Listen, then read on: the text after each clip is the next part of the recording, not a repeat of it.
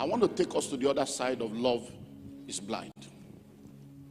You see, when we say love is blind, love is actually blind. But love should not be blind before marriage. Love is supposed to be blind in marriage. Are you seeing it now? So many times I say love is blind, love is blind. Yes, love is blind, but not before you marry. It is after you marry that love should become blind. And that's where I want to start with this morning. So you are not yet married. You met a man, you met a woman. You are about to commit your destiny and the rest of your life into that relationship. At that point in time, you should not allow your emotion to be the one making the decision.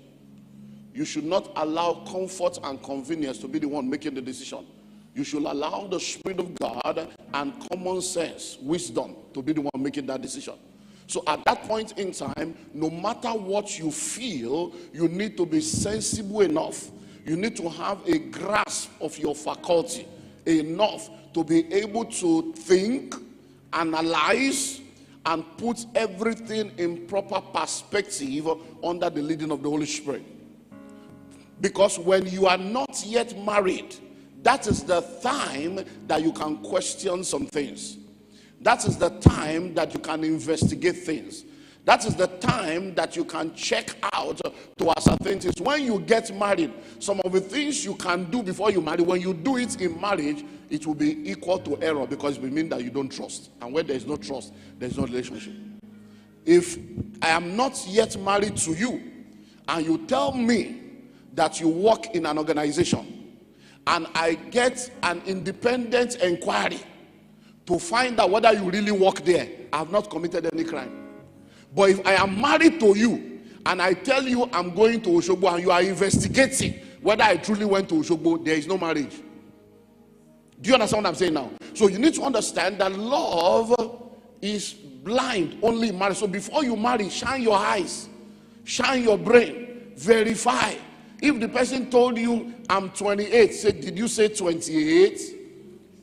Because he may be saying 38, 48. I'm 48, I'm 38. It happened live in the Kenya register. It happened. It was when they wanted to say, I'm 38, 48. You said 39, I said 48. And then it became funny. Hello? So where do they work? Verify. Don't just accept it. Trust but verify. Investigate before you invest. So before you get married, love is not blind. Don't go blindly into a relationship and somebody tell you I'm going to change. Don't worry, I'm a work in progress. Don't go and commit your life, because I've told you before in this series, you are not the one to rehabilitate people that have not been well trained. Hello? People that don't have home training, people whose parents didn't do a good job on them.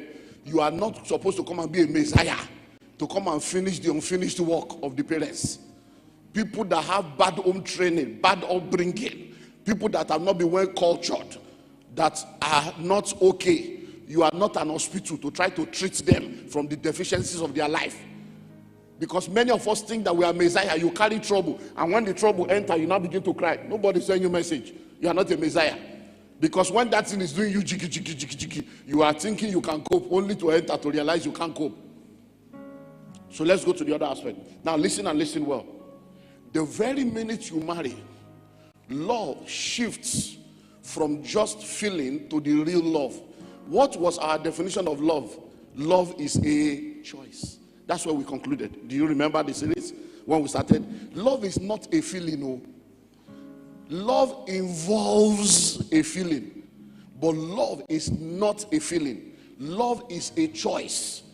Love is a choice you make to be committed to someone. For God so loved the world, he gave. He made a choice. For God so, God loving us is not about feeling, oh, I just feel good about these people. No, no, no. Even while you were yet a sinner, when there was nothing good to feel about you, he loved you. So love is a choice, not a feeling, even though it involves a feeling. So before you get married, many people tend to be carried away by that feeling. But when you now get married, you will realize that sometimes you feel like being alone. You are not going to feel jiggy, jiggy, jiggy about your spouse every day. Don't let anybody deceive you. Sometimes you will feel like, oh, my baby, can you just excuse me? I just want to be alone. I don't have your time now. Even the children you gave birth to, You will drive them. You will say, hey, nobody should come to. I don't want to see anybody. Nobody. I don't want to hear anything. Oh, yeah, all of you go. Doesn't mean you don't love them. No, you love them. But at that time, it's not about feeling. Love is not a feeling, it's a choice. So when you now get married, you have to be blind to many things, or else you will not marry you. So once you get married, love is blind. Did you get the balance now? Love is what? Only marriage. If you open your eye to everything that your spouse is going to do, you will run mad. I mean, as in mad, correct mad, as in real madness over Yahweh. Completely, you will go insane. I'm telling you. Because there will be many things that, you see, in Yoruba, they say, arokon. When you keep thinking, there are many things that if you decide to think about it, the enemy will write a script, he will do casting, they will shoot the movie, they will edit it and do premiere, all in your brain in less than 2 seconds. I'm telling you, if you don't believe, don't try to express it. Because let me tell you something, there are things they will say, you will hear something else. There are things they will do, it's something else that will come to your mind. It's a mind game. So you have to be blind to many things. If you want to pick on every issue, you want to pick on every action. It's because some people are too sensitive. They don't know how to just overlook some things and just move on. You want to deal with every issue, you will run mad, though. You will run mad. You will go insane. Hello? So you need to grow to a level where you understand this thing. For those of you that are not married, understand it now. Because when you finally enter, as I will share with you, I think next week we'll get there, you will realize that in this marriage thing, there are different stages that you are going to face. Stage 1 is honeymoon, where everything is doing you jiggy jiggy bam bam. After honeymoon, you enter the next one is realization stage. Reality.com. Would you ever lad? Your eye go open.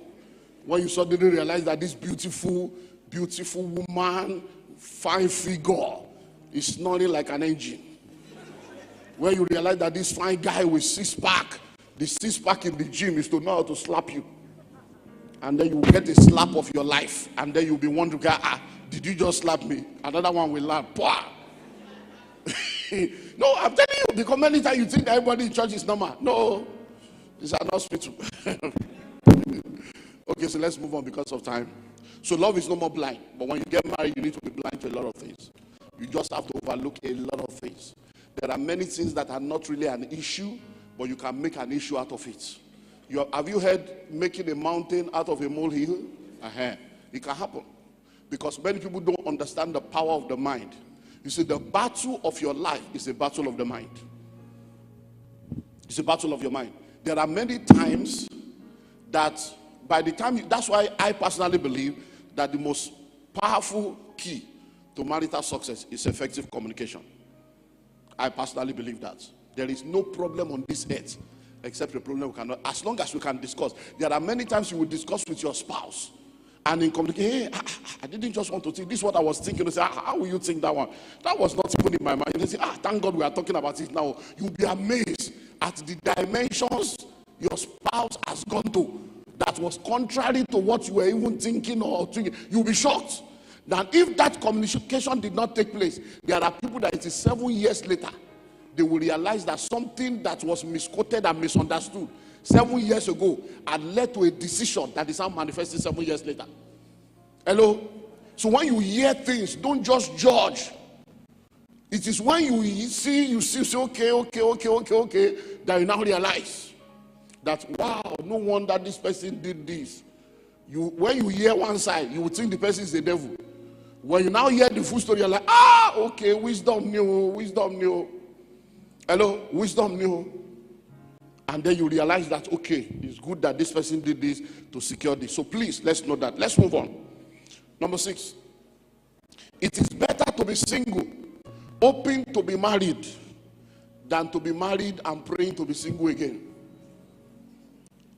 Look, I beg you, especially the sisters, I beg you, all this desperado, it is better to be single, hoping that one day you will get married, than to be married and frustrated.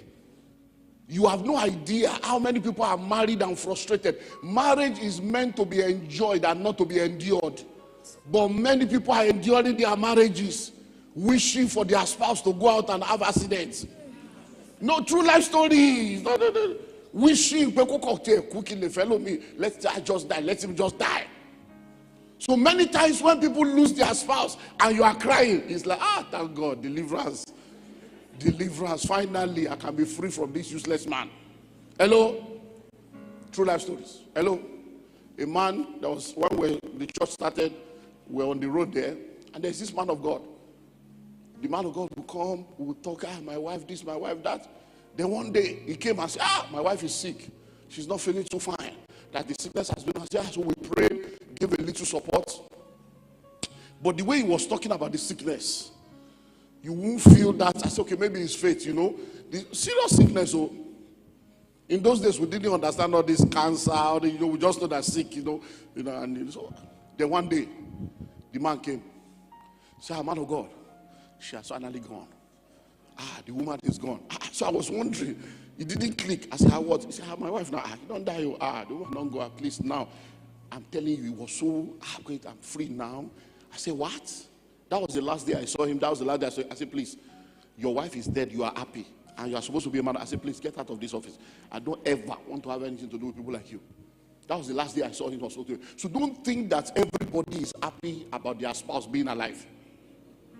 There are people that are frustrated in marriage and they have calculated, okay, if I do, I can't do it. The best way out, let this man just die. I'm telling you. So those of you that are not married, stop being desperate. It is better for you to be single. Let me tell you something. For those of you that are above 28, women, they have all these age things that they have put themselves under. For those of you women that are above 28, please, I beg you, if we have waited this long, get it right. If you're already 32, you're already 34, you're already 41, you don't wait already. There is no point. It's better for you to not even marry at all and be at peace than to now go 41 years, 42, 38, 37. It will be double jeopardy. And even in legal palace, double jeopardy is not accepted. When you have already suffered for a crime, you cannot suffer for the same crime twice. Hello? So this is a new rule. Because many people think, let me just marry. Let me just have Mrs. So and so. And when I get there, he will change. At least I will know how to handle him. You just begin to fool yourself as if you are the creator of the universe. You can handle people. Somebody with God never changed. Now you won't change them. Hello? So it is better to be single, open to be married, than for you to be married, praying, and open to be single again. And you see, the amazing thing about this open to be single again is the fact that when you study the Ark of Noah, let me take you on a journey. When you study the Ark of Noah, you will find out that the Ark of Noah had only one door and one window. The door is on the ground floor. The window is on the third floor. If you study the Ark of Noah, you will discover that God divided it into 3 layers.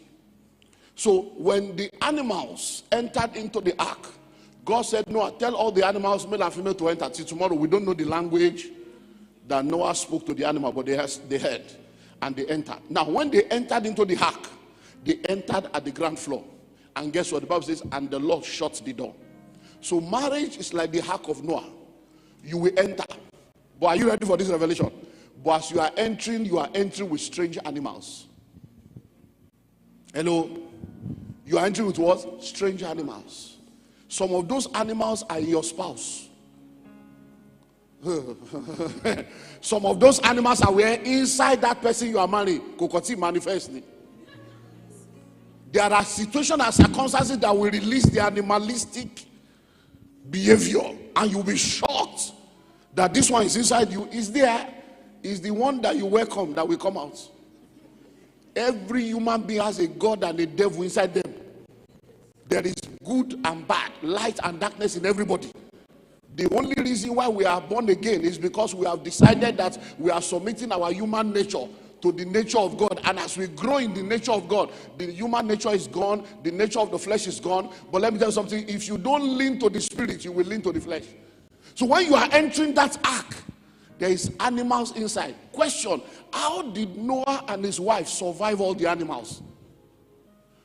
How were they able to survive the lions, the snake, the crocodile? So there are things you will survive. I'm going somewhere. Now, so when you enter the ground floor, and guess what? God is the one that will shut the door. So there is no escape.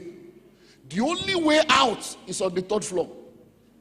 But guess what? By the time you go from ground floor to the second, to the third floor, if you survive to get to the third floor where the window is, you have already made it.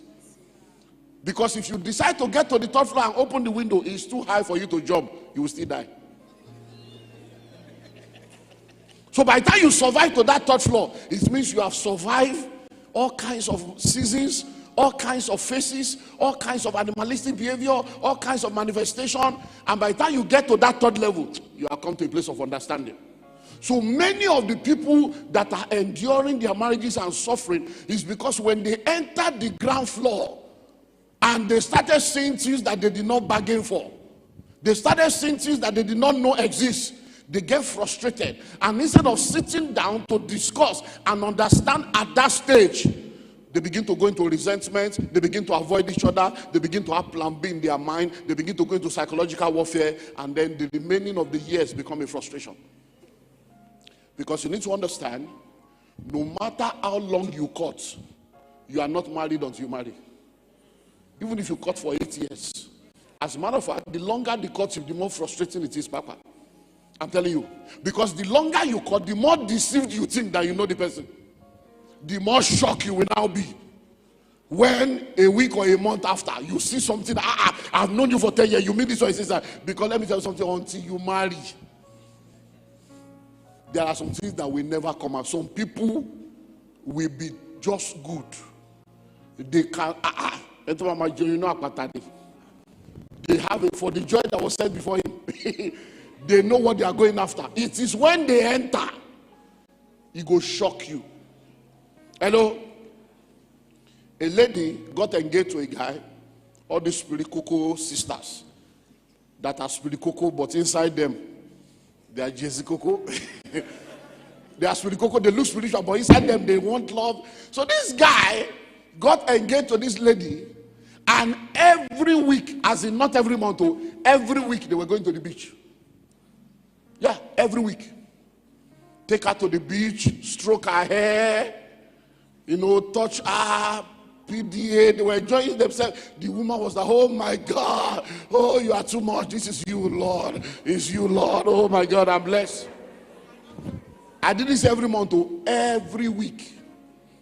They go beach, put mat, do picnic every week. So she was enjoying it. And then they got married. Hello? They got married. Week 1, no beach. Month 1. 5 months later, no beach. So she was thinking, okay, maybe he wants us to settle down. By the time she discussed with the guy, he said, what's happening now? We used to go to the beach. He said, I don't like water. True life story. I don't like water. He said, but why were you now taking me to? He said, because I know that's what you will like. I was pursuing you. I was hunting for you, so I had to do something that will make you to fall to me. And now we are married. What are we going to do in the beach? True life story. The person sharing the story, that is 20 years later. They are still married though. 20 years, they are together, over 20 years. But they have never gone to beach in that 20 years. Yeah, true life story. Another person was sharing her own story on how that the husband was very gentle, very caring before they got married. But when they now got married, we just be shouting and just be making, why are you always shouting? That you know if you have shouted on me like this before we married, I will never have married you. You say, how can I shout on you before marriage? How can I shout on you before marriage? I was wooing you now. Why will I shout on you before marriage? So let me tell you something. When you marry, there will be breaking news. Forget all this makeup. Forget all these eyelashes. In fact, you are going to be frustrated if you don't understand all the things I'm telling you. Hello? Reality will just dawn. When you see anybody in church, whatever you see in church is packaging. Everybody here, we are all packaging. Everybody here. Whatever you see in church is packaging. Did you not choose your dress before coming? It's a costume. You chose did you not powder your face? It's makeup. So you came to act a show for 2 hours. Anybody that is foolish enough to think that what they are seeing is all of you, they are of all men, of all women, most miserable. Because by the time they get home, they will now realize. So when you are going in, understand all this. The Bible says, be careful to entertain strangers. You see, that is how Abraham entertained angels without knowing. That lover, there is a stranger within your lover. But that's your lover, there is an angel in your lover. When you know how to entertain the stranger, the lover will become an angel. So when you see people 30 years married, 40 years married, and they are giving testimony, inside that testimony, Olumide is pregnant with all kinds of seasons. I think I mentioned a few weeks ago. Every time you are eating cake, it's a combination of ingredients. Butter is inside. Can you be chopping butter, ordinary butter? No. Flour day, will you just be eating flour? No. Sugar day, will you just be eating sugar? No. So all the ingredients that made up the cake on their own cannot be consumed with joy. But when allowed to mix together, and when you mix everything together, they now go through fire. Then something comes out. Are you learning?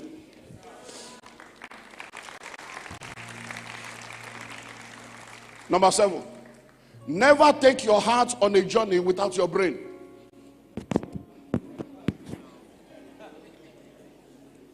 Never take your heart on a journey without your brain. Think very well, oh. Because most of the things you are calling testimony, it's not a testimony, oh. It's because your brain is not working well. True life story. Most of the things you are celebrating, you are just naive, spiritually naive. You know, when people are in church, sometimes you can be spiritually naive. You just love God, you just want to serve God, and then you meet people in church. You think everybody in church, they are all wonderful people.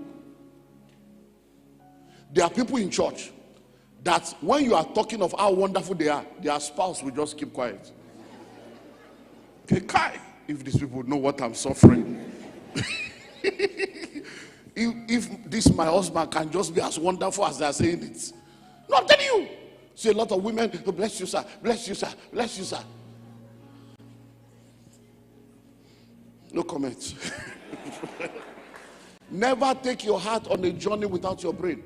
Every time your emotion is the driver and your brain is the passenger in the vehicle of your life, accident is inevitable. So don't take your heart on a journey without your brain. Calculate well, think well. Common sense is not common. The Bible talks about the fact that we have the mind of Christ.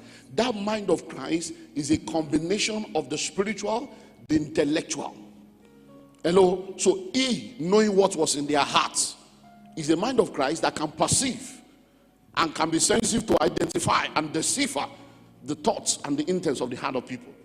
It's the same mind that understands culture, understands context, to know that for these people, this parable will work, for these people, this one will work. It's the same mind. So you have the mind of Christ.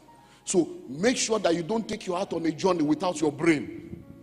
Don't just be so naive that you just take things for granted until before your very eyes, you will enter one chance. A man that you have been going out with, every time, he will say, meet me in the office, meet me in the office. You don't know his house. He has never introduced you to important people. Where do you live? Oh, don't worry, no, my house is an estate. I'm not always at home. Every time there is public holiday, it's an official assignment. Every time there is public holiday, it's an official assignment. And common sense did not tell you that public holiday in Los Biche.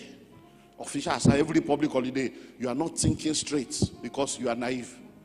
And then one day out of the blues, He just calls you. Says, "Hey, you want to know my house? Oh, yeah, come and know my house." And then you get to the house. You enter the sitting room. Everywhere is settled. You enter kitchen. Let me tell you something. If you enter a house and you want to know whether it's only a man or a woman that is living there, if it's a man, when you enter the sitting room, everything is settled. But that same man, when you enter his bedroom, the mattress is on the floor. There's nothing inside. But if you want to know whether a woman is in that house, when you enter the kitchen, you will know. So when you enter a kitchen that is supposed to be a kitchen of a single man, and you get there, there is apron on the wall. And then you have blender, toaster, grater, egg slicer, orange squeezer, set of knife, set of plates, pestle, chopping board, roller. Hey, there is fire on the mountain. Hello. But when you are stupid and naive, when you are looking for a ready-made man, you don't want to labor. You want to carry load. You say, "Oh my God, oh my God, oh my God." You just enter one chance straight. And then if you are wise, if you look at the sitting room, there are no pictures, but there are nails on the wall. Because you know, many of you are so emotional that you won't see the nail because you are so much. You already, because you see, last week I told you, okay, you see, one of the problem of this life is that when a man is getting married to a woman, in his mind is like, the way this baby is, let her just be like this forever. But when a woman is marrying a man, in her mind she already has a catalog. When I marry him, he will stop doing that. This one must stop, that one must stop. She's already planning on how to make him into her own image. And the amazing thing is, when they now get married, the woman changes, the man never changes. They will not, no, you see, this thing, it's a long journey. Oh. That's why it's 20, how many weeks? 20. It's a long journey. Oh. So, listen and listen well. When you see nails on the wall, nail is not decoration. There was something on the nail that was removed because you were coming. So never take your heart on a journey without your brain. Let me tell you one of the things that is raining now. With this jackpot thing, there are two families now. So there are a lot of men whose wife and children are in another country, and they are already settling with another family here in Nigeria. So many of you that are meeting some of these guys that you think you are making a ready-made man, no, you are a side chick. Hello. And they will settle you here. You want to have big months here. You have 2 children. So people are now doing intercontinental polygamy. And everybody believes that they are the only one. And I can tell you stories upon stories.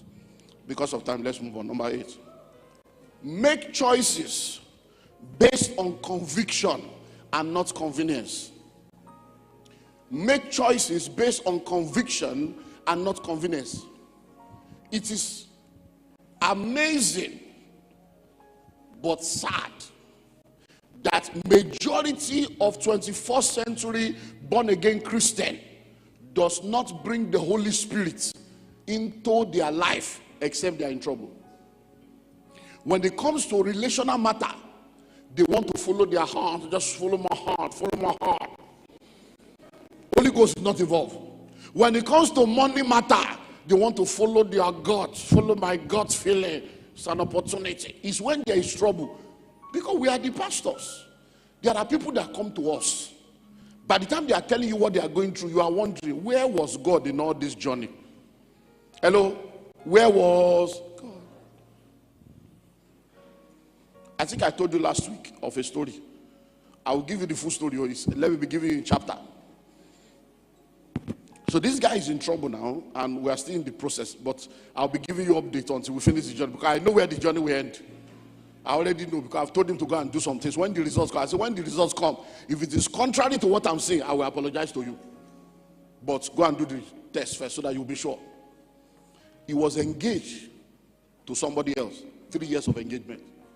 The lady went to the UK for his master's all this 1 year, and they were in communication. He goes, the lady will come, and then he started chatting somebody on social media. And one day, the person who was chatting on social media shows up in the city of Abuja and posts it and tags him. He drops on his, whatever you are calling it, DP or whatever, it drops, and he says, you are in Abuja. How can you be in Abuja without telling me you are coming? We need to see you. That was I came to embassy to do visa, and that's how they see. Listen, he was engaged. He's a born again Christian. They met and they hook up. You know what's called hook up? Friends without benefits. No, it's just sex. It's just sex. And that's how he enter. Bam, one chance. Person will say, come Abuja, can't do visa. Visa issue is no more in the equation. No. 3 weeks later, the guy say, no, get belly. Go and abort. I will never abort. And then until you marry me, he can't marry the girl. No, think I'm well. They see the foolishness. This are born again Christians. He can't marry the girl. Now the girl they stress in life now. I say you do boutique for fashion, 40 million. He now give the girl 10 million to come Lagos to come buy load. Now breast the girl take 7.5 million do. Hello? So let me ask you a question. Is he the owner of that child? No, I didn't say anything. No. So I asked him, I said, have you done DNA? I said, my brother, one chance thing. You have entered one chance. But question, why was he doing hookup when he was engaged to be married? You see, many of you that are sitting down, and those of you listening to me right now, you are not born again. You are just a church goer. You are not regenerated. You are not converted. God is not unrighteous to allow your life to be going zigzag the way it's going, if not that you have partnered with the devil. So make choices based on conviction, not convenience. There are young guys now that you are saying no to. You will regret it in 3 years' time. 3 years' time, you will regret it. A brother in this church in the beach was telling us on how that when he got one Tokumbo car, Nigerian second hand, not even Tokumbo, Nigerian second hand. So, Tilubo. Let's look for a name for it. Tell him, Nigerian second hand, that this same Calvary, women were all around him. This same Calvary. And then the wahala of the car was too much. Mechanic today, he sold the car. He said the very minute he sold the car, from the next service day, this Calvary, or not another church, the same women disappeared. So question, do they really care about him, or it was the car they were coming for? That's the kind of life we live now. People that are looking for a convenient life, people that are looking for marriage to escape the poverty of their parents. What your father and mother could not give you, you want a man to come and carry all the liabilities of your life. And you yourself, you are saying women empowerment. But if you are empowered, come with something. Bring something to the table. Hello? Marriage is not economic empowerment. Marriage is not an exit from poverty. It's not a prosperity plan. And wealth is not sexually transmitted.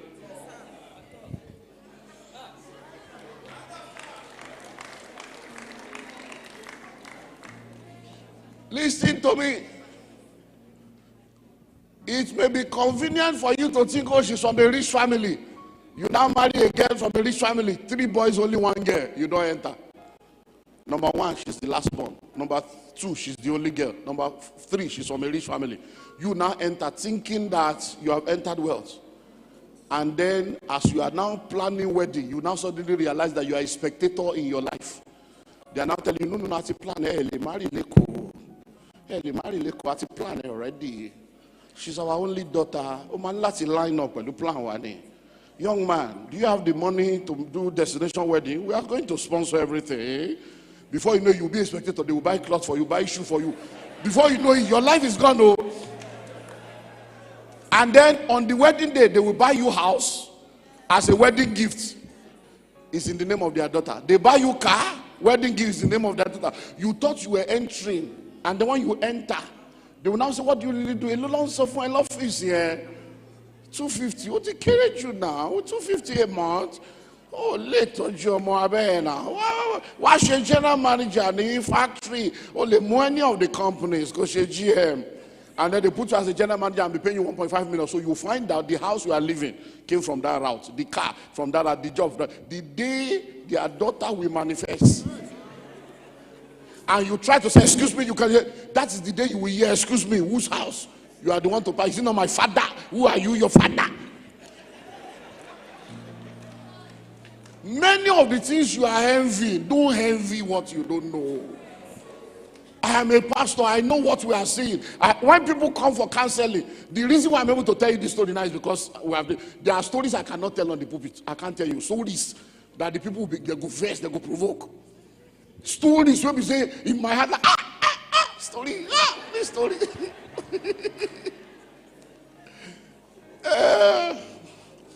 Finally, number 9, avoid danger zones. Avoid what? My time is up. Now listen. No, we'll continue next week from danger zone. Because let me tell you something. The same way there are places that are danger zone, in the same vein there are people that are danger zone. Now look at your neighbor now. Look at your neighbor. Look at the neighbor on the other side. Do you know if they are HIV positive or not?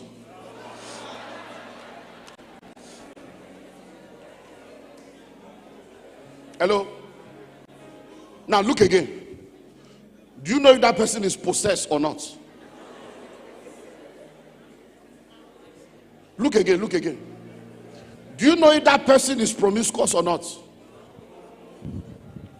Danger zone. There are some people you marry, you have entered one chance. For the next 10 years of your life, it will be a battle of Muzanga. No, true life story. In this church, we had a sister one time.